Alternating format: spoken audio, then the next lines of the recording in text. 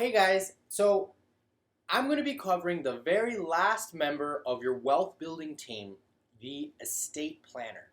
Now, everyone's situation is different. Depending how far along you are in your building wealth will depend on how creative your strategy may need to be and how in-depth you will have to have an estate planner go. All right. At minimum, I recommend every single person watching this video at least have a will in place.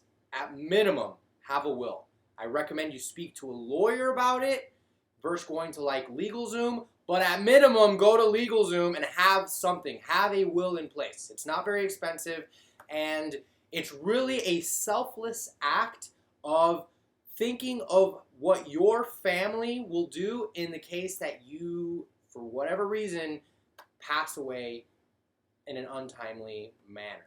So, at minimum, have a will. Now, when you get into estate planning, creative estate planning, when you have a lot of assets, when it could be your real estate, it could be your retirement, and then non-retirement investments, your primary home, and then any other assets you can think of. Like this mural, for me, would be an awesome asset I would pass on. So maybe you have collectibles or other types of items that maybe they don't have a value, it's just intrinsic value. But you want to make sure that if you plan to leave that to someone, you want to have it written down somewhere so they understand. Personally, I highly recommend that you go over your will with everyone involved with the will. So if you are going to give all your money to your children, you have 3 kids, sit down and talk with all 3 of them together. Answer questions, explain what the process is and what your expectations are. That way, there is no confusion. You don't want to be one of these families that surprises your kids who now have to figure out what to do with all your stuff. All right? Don't be like that. Be smart. Wealthy people plan ahead. Wealthy people sit there and discuss their long-term legacy structure, their estate plan, with the heirs who will be receiving that, so that their heirs know what to expect and what to do and how to handle that amount of wealth. So, just an idea.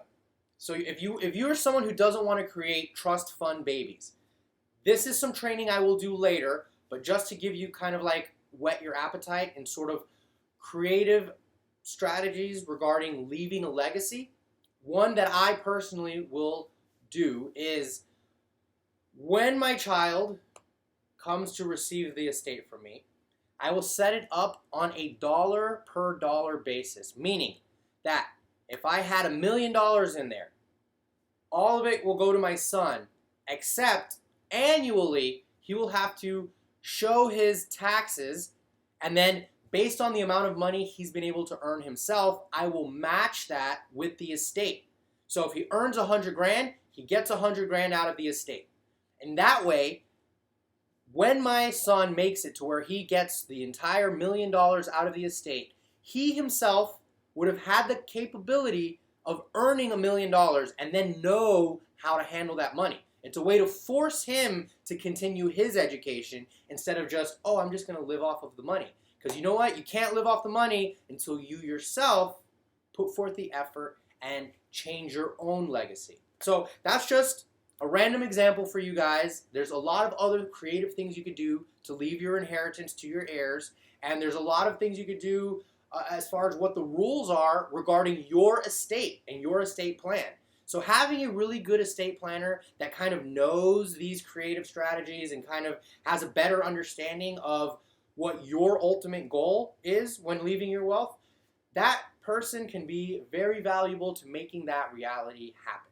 So when you're ready, depending on how large your estate gets, having a good estate planner is definitely a must to creating a sustainable long-term wealth building strategy.